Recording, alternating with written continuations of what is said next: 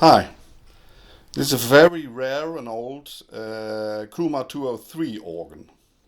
It's from a time when there was a lot of analog technology and thus synthesizer technology in organs. When you pick up such an instrument, there are a few basic things you can look at, just to make sure you don't get into trouble right away. As you can see, there's a lot of technology in these organs. It's totally full of circuit boards, wiring, chips. The first thing to look at is the power supply. This one is quite rusty, but the most important thing is to look at the capacitors. Are they in the right shape? Are they swollen? If they're swollen, they're defective. Although non-swollen capacitors can also be defective. The very best thing to do is to refurbish your power supply before you start to use the instrument at all, because a defective power supply can lead to a lot of trouble further on in the instrument.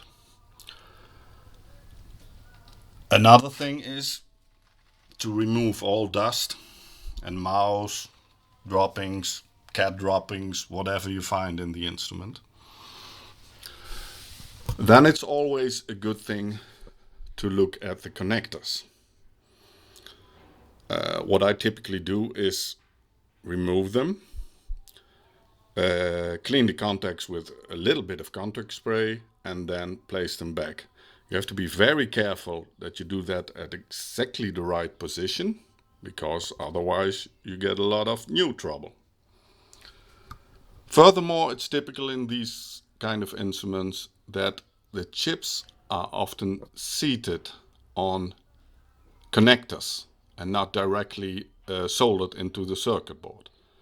That's excellent for servicing, but can lead to a lot of connection troubles with older instruments.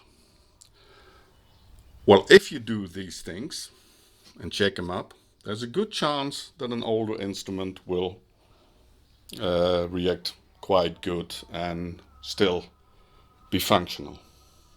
So these are just a few pointers for starters.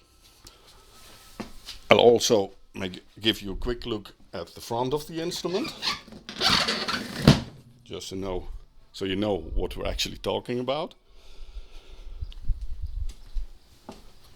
This is the drawbar section, so the actual organ section. Then comes a brass section, particular brass synthy sound, a few pianos, don't mistake them for real pianos, strings, a quite nice monophonic programmable synth, an overall modulation section, and a mixer. This is the accompaniment section, which is also quite nice and advanced. It's got piano sounds and harpsichord sounds built in and bass sounds. And it can do a lot of crazy spacey stuff. Between the keyboards there are some preset switches. And here's the ubiquitous Leslie control section. And furthermore, 2 manuals of course, bass pedals and an expression pedal. See ya!